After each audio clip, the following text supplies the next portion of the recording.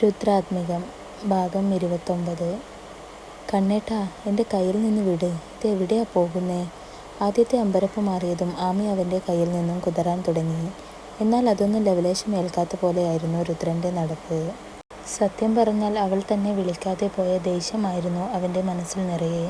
Message അയക്കുന്ന സമയം കൊണ്ട് വന്ന് വിളിച്ചൂടെ എന്ന പരിഭവമായിരുന്നു. കണ്ണേട്ടാ, എന്നെ വിടാനാ പറഞ്ഞേ, എൻ്റെ കൈ വേദനിക്കുന്നു. അവസാനത്തെ ശ്രമമെന്നോണം ആമി ദയനീയമായി പറഞ്ഞു. അത് കേട്ടപ്പോൾ അവൻ ഒന്ന് നിന്നു. പിന്നെ തിരിഞ്ഞ് അവളെ നോക്കി. കണ്ണേട്ടാ, എവിടെയാ പോകണേ? എൻ്റെ കൈ വേദനിച്ചു, കയ്യിൽ തടവിക്കൊണ്ട് ആമി പറഞ്ഞു. എന്നാൽ അപ്പോഴേക്കും ഉടുത്തിരുന്ന മുണ്ട് മടക്കി കുത്തി രുദ്രൻ ആമിയെ ഇരു കൈയിൽ കോരിയെടുത്തതും വേഗത്തിൽ മുകളിലേക്കുള്ള സ്റ്റെപ്പ് കയറിയതും നിമിഷ നേരം കൊണ്ടായിരുന്നു. അവൻ്റെ ആ പ്രവൃത്തിയിൽ പകച്ചുകൊണ്ട് നിൽക്കാനേ അവൾക്കായുള്ളൂ. റൂമിലെത്തിയതും രുദ്രൻ ആമിയെ അങ്ങനെ തന്നെ കിടക്കയിലേക്ക് എറിഞ്ഞു. ആ അമ്മേ, നിങ്ങൾക്ക് എന്താ മനുഷ്യ, ഭ്രാന്തായോ? നടുവിന് തടവിക്കൊണ്ട് എഴുന്നേൽക്കുന്നതോടൊപ്പം ആമി അവനെ നോക്കി അലറിക്കൊണ്ട് ചോദിച്ചു. ആടി, എനിക്ക് ഭ്രാന്ത് തന്നെയാണ്. എന്തേ? രുദ്രനും തിരിച്ച് അതേ സൗണ്ടിൽ ചോദിച്ചു. ഓ, അതിപ്പോൾ പ്രത്യേകം പറയേണ്ടതില്ലല്ലോ, എല്ലാവർക്കും അറിയാവുന്നതല്ലേ, രുദ്രനെ നോക്കി പുച്ഛിച്ചുകൊണ്ട് ആമി പറഞ്ഞു. ഡി, അധികം ഡയലോഗൊന്നും എൻ്റെ അടുത്ത് വേണ്ട. അവളൊരു മെസ്സേജും അയച്ചു പോയേക്കുക. എന്തായിന്നറിയാതെ മനുഷ്യനാകെ ടെൻഷൻ അടിച്ചു പോയി. അവൻ ആദ്യം ഉച്ചത്തിലാണ് പറഞ്ഞതെങ്കിലും പിന്നീട് ലാസ്റ്റ് പറഞ്ഞതിൽ ശബ്ദം കുറഞ്ഞെങ്കിലും ആമി അത് വ്യക്തമായി കേട്ടിരുന്നു. ഓഹോ, അപ്പോൾ എൻ്റെ കണവൻ എന്നെ കാണാതെ ടെൻഷൻ അടിച്ചിരിപ്പായിരുന്നല്ലേ? മുഷ്ടി ചുരുട്ടി പിടിച്ചുകൊണ്ട് നിൽക്കുന്ന രുദ്രനെ നോക്കി ആമി മനസ്സിൽ പറഞ്ഞു. കണ്ണേട്ടാ, എന്നെ കാണാതെ ഒരുപാട് വിഷമിച്ചു പോയോ? സ്വരത്തിൽ തേനും പാലും ചാലിച്ചു കൊണ്ടവൾ ബെഡിൽ നിന്നും എഴുന്നേറ്റ് അവൻ്റെ മുന്നിൽ ചെന്ന് നിന്നുകൊണ്ട് ചോദിച്ചു. അത് കേട്ടപ്പോൾ അവൻ്റെ ദേഷ്യം കൂടിയതേയുള്ളൂ. ആമിയോടുള്ള ദേഷ്യത്തിൽ കിടന്നതാണേലും പിന്നീട് എപ്പോഴോ ഉറങ്ങിപ്പോയി. അങ്ങനെ ഒരു ഉറക്കമൊക്കെ കഴിഞ്ഞ് എഴുന്നേറ്റപ്പോൾ പെണ്ണിനെ എങ്ങും കാണാനുമില്ല.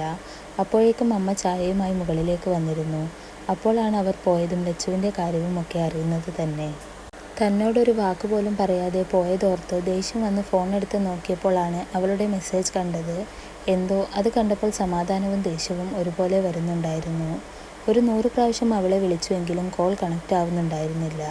അങ്ങനെ ഇരിക്കെയാണ് അവർ വരുന്നത് കണ്ടത്. ആ ദേഷ്യത്തിൽ തന്നെയാണ് അവളെയും കൊണ്ട് മുകളിൽ വന്നതും. കുറച്ചു മുന്നേ കഴിഞ്ഞതൊക്കെ രുദ്രൻ ഒരു നിമിഷം ആലോചിച്ചു നിന്നുപോയി.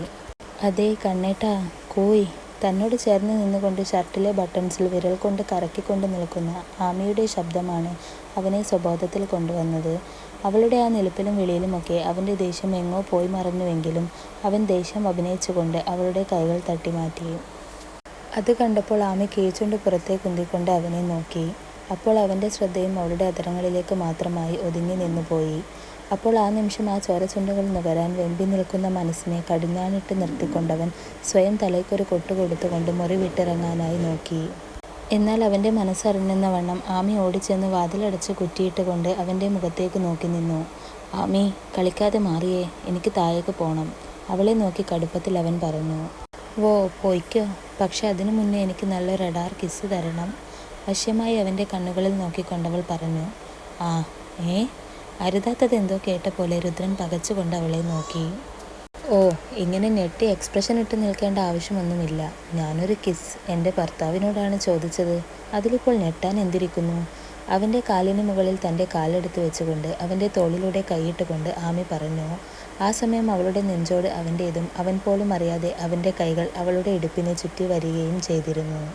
കണ്ണേട്ടാ, I want a deep kiss, അവൻ്റെ മുഖത്തോട് തൻ്റെ മുഖം ചേർത്ത് വെച്ചുകൊണ്ടവൾ പതിയെ പറഞ്ഞുകൊണ്ട് തൻ്റെ അധരം അവൻ്റെ അധരത്തോട് ചേർത്ത് വെച്ചു.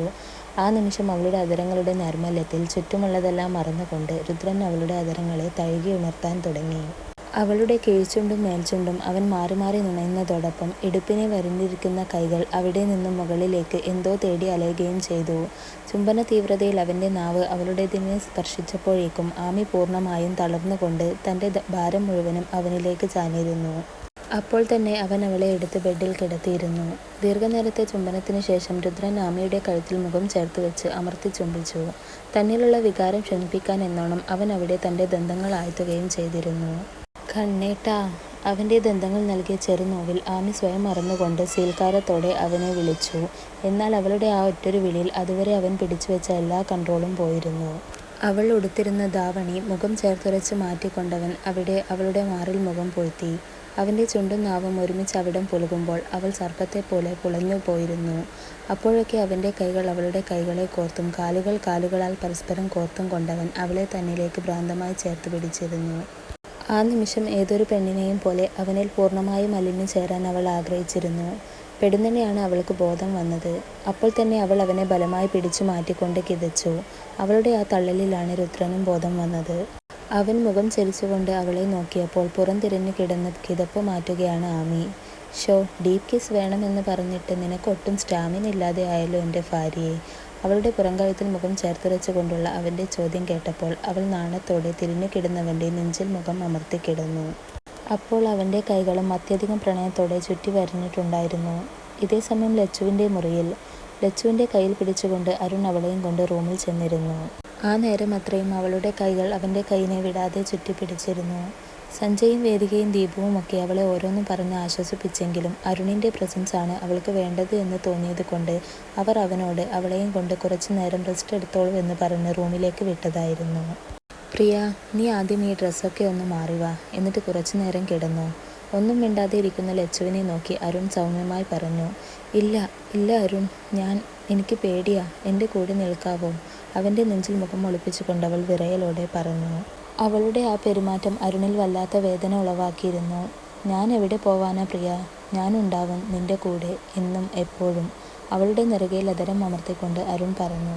അത് കേട്ടപ്പോൾ ലച്ചു കരഞ്ഞുകൊണ്ട് അവനെ നോക്കി. എന്നോട് ക്ഷമിക്ക അരുൺ. ഞാൻ എല്ലാവരോടും നിന്നോടുമൊക്കെ ഒരുപാട് തെറ്റ് ചെയ്തിട്ടുണ്ട്. ഒരിക്കലും മറക്കാൻ പറ്റാത്ത അത്രയാണെന്നറിയാം. പക്ഷേ ഇപ്പോൾ ഞാൻ എൻ്റെ തെറ്റ് മനസ്സിലാക്കുന്നു. ഇതുവരെ ഞാൻ ചെയ്തു പോയ എല്ലാത്തിനും നീ എന്നോട് ക്ഷമിക്കുവോ അരുൺ? അച്ഛൻ, അമ്മ, രുദ്രേട്ടൻ, ആമി എല്ലാവരെയും ഞാൻ ദ്രോഹിച്ചിട്ടുണ്ട്. അവരോടൊക്കെ എനിക്ക് ക്ഷമ ചോദിക്കണം. പൊട്ടിക്കരഞ്ഞുകൊണ്ടുള്ള ലച്ചുവിൻ്റെ വാക്കുകൾ അരുണിൻ്റെ മനസ്സിൽ കുളിര് നിറച്ചു. അത്യധികം പ്രണയത്തോടെ അവൻ അവളുടെ കണ്ണുനീർ തുടച്ചുകൊണ്ട് മുഖമാകെ ചുംബനങ്ങളാൽ മൂടി. എനിക്ക് നിന്നെ ഒരിക്കലും വെറുക്കാനോ മറക്കാനോ ആവില്ല പ്രിയ. നീ എൻ്റെ പ്രണയമാണ്, എൻ്റെ ജീവിതം. അരുണിൻ്റെ ആ വാക്കുകൾ കേട്ടപ്പോൾ ലച്ചുവിൻ്റെ മുഖം കൂടുതൽ തിളങ്ങി. കണ്ണുനീരിനിടയിലും അവൾ അവനെ നോക്കി പുഞ്ചിരിച്ചു. ആ ദേ, ഇനി ഇങ്ങനെ വേണം എൻ്റെ പ്രിയ, എന്നും പുഞ്ചിരി തൂകിക്കൊണ്ട്, കേട്ടല്ലോ? അരുണിൻ്റെ ചോദ്യത്തിൽ അവൾ അവനെ നോക്കി സന്തോഷത്തോടെ തലയാട്ടി. പിന്നീട് അവർ ഇത്രയും കാലത്തെ പരിഭവവും പരാതികളും ഒക്കെ പങ്കുവെച്ചുകൊണ്ട് ഓരോന്നും പറഞ്ഞ് ഇണങ്ങിയും പിണങ്ങിയും കിടന്നു. അപ്പോഴും അരുണിൻ്റെ നെഞ്ചിൽ അവൾ ഉണ്ടായിരുന്നു. ഇതേസമയം രുദ്രൻ്റെ മേലെ കിടന്നുകൊണ്ട് ഭയങ്കര ചിന്തയിലായിരുന്നു ആമി. രുദ്രന് കൊടുക്കുന്ന സർപ്രൈസ് ആയിരുന്നു അവളുടെ മനസ്സിൽ നിറയെ. അത് ഓർത്തപ്പോൾ തന്നെ അവളുടെ കവിളിൽ നാണത്തിൻ്റെ ചുവപ്പ് രാശി വീശി തുടങ്ങിയിരുന്നു. ഷോ, അതേ നാണത്തോടെ അവൾ രുദ്രൻ്റെ നെഞ്ചിൽ ചേർന്ന് കിടന്നവനെ ഇറുക്കെ പുണർന്നു.